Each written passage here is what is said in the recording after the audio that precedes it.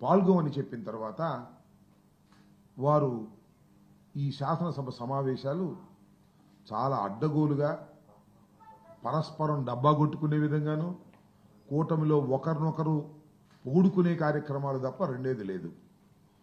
శాసనసభకు ప్రతిపక్షం వస్తే మేము సరిగ్గా సమాధానాలు చెప్పలేము, చర్చలో పాల్గొలేము అనేటువంటి భయంతో ప్రధాన ప్రతిపక్షం రాకోకుండా, ప్రధాన ప్రతిపక్ష హోదా ఇవ్వకపోతే రాకోకుండా పోతారనేటువంటి ఉద్దేశంతో వ్యవహరించినటువంటి సందర్భాలు ఉన్నాయి.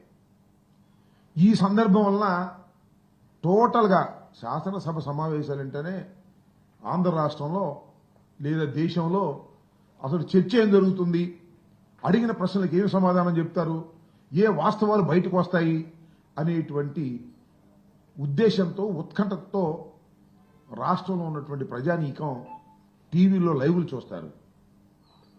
అసలు ఒక లైవ్ని చూసినటువంటి సందర్భమే ఈ శాసనసభకు లేకపోవటం చాలా దురదృష్టకరం. దానికి ప్రధానమైనటువంటి కారణం ప్రతిపక్షం లేకపోవటం, ప్రతిపక్షాన్ని గుర్తించకపోవటం అని ఈ సందర్భంగా నేను చెప్పదలుచుకున్నాను. ఒకటే ఒంటెద్దు పోకర్లాగా పోతూ వచ్చారు.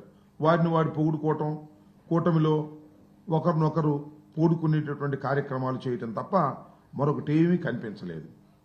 ఇక ఇది ఇలా ఉంటే ఒకసారి కాస్త ఆ కౌన్సిల్ వైపు చూస్తే నాకు తెలిసి కౌన్సిల్ని పెద్దగా ఎవరు కూడా పట్టించుకోరు.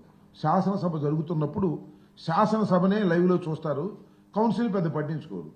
ఇవాళ శాసనసభను చూడటం మానేశారు, కౌన్సిల్ని చూస్తున్నారు.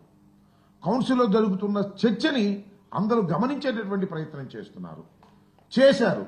దీనికి ప్రధానమైన కారణం ఏమిటంటే కౌన్సిల్లో ప్రధాన ప్రతిపక్షం బ్రహ్మాండంగా యాక్ట్ చేసింది. వారు ఏదైతే తప్పులు చేస్తున్నారో ఆ తప్పులన్నింటినీ కూడా ఎత్తి చూపించేటటువంటి కార్యక్రమం శాసన మండలిలో చేయటం జరిగిందని మనవి చేస్తున్నాం. ఒకటి కాదు, రెండు కాదు, అనేక ప్రశ్నలకు శాసనసభలోనూ శాసన మండలిలోనూ అడిగినటువంటి ప్రశ్నలకు వారు సమాధానాలు చెప్పడం ద్వారా కొన్ని విషయాలు చాలా బహిర్గతమయ్యాయి. మీరు చూశారు కదా, అసలు తెలుగుదేశం కూటమి అధికారంలోకి వచ్చిన దగ్గర నుంచి జగన్మోహన్ రెడ్డి గారి మీద, వైఎస్ఆర్ కాంగ్రెస్ పార్టీ మీద బురద జల్లే కార్యక్రమం, అప్రతిష్ట పాలు చేసే కార్యక్రమం చేస్తూ ఉన్నారు. చాలా చిత్రం ఏంటంటే అప్పుల విషయంలో మాత్రం చాలా బ్రహ్మాండంగా ఈ శాసనసభ సమావేశాల్లో దొరికిపోయారు. చంద్రబాబు నాయుడు గారు అధికారంలోకి రాగానే ఏమన్నాడంటే జూలై 10వ తారీఖున ముఖ్యమంత్రి గారు ఒక రివ్యూ చేశాడు. రివ్యూ చేసినప్పుడు 14 లక్షల కోట్ల అప్పులు ఉన్నాయి ఈ రాష్ట్రంలో అని లీకులు ఇచ్చాడు. వారికి ఉన్నటువంటి ఎల్లో మీడియా, ఆంధ్రజ్యోతి, ఈనాడు 14 లక్షల కోట్ల రూపాయలు అప్పులు చేశాడు జగన్మోహన్ రెడ్డి గారు. ఈ రాష్ట్రాన్ని సర్వనాశనం చేశాడు, అప్పులు చేసేశాడు, ఇక మేమేం చేయడానికి వీల్లేనటువంటి పరిస్థితి చేశాడని ముందు ఆ రకమైన ప్రచారం చేశారు. మళ్ళా ఇదే వాస్తవాల్లోకి వచ్చినప్పుడు చంద్రబాబు నాయుడు గారే మళ్ళా ఏం చెప్తాడంటే ఒకానొక సందర్భంలో జూలై 22న గవర్నర్ ప్రసంగం జరిగింది ఈ శాసనసభ సమావేశాలకు ముందు. దానిలో గవర్నర్ చేత 10 లక్షల కోట్లని చెప్పించారు. అంటే 14 లక్షల కోట్లని ముందు ప్రచారం చేశారు ఈనాడు, ఆంధ్రజ్యోతిలో.